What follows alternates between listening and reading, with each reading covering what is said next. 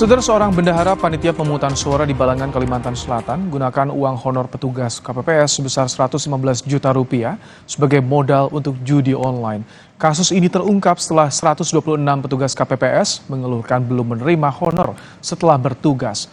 Honor petugas KPPS banyak 115 juta rupiah dijadikan modal judi online oleh bendahara panitia pemungutan suara di Balangan, Kalimantan Selatan.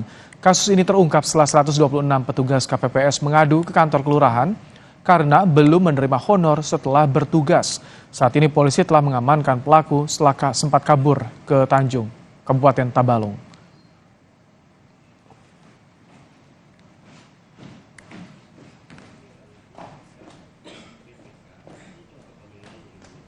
Sedikit agak nyengalik yang berlebihan bersabar.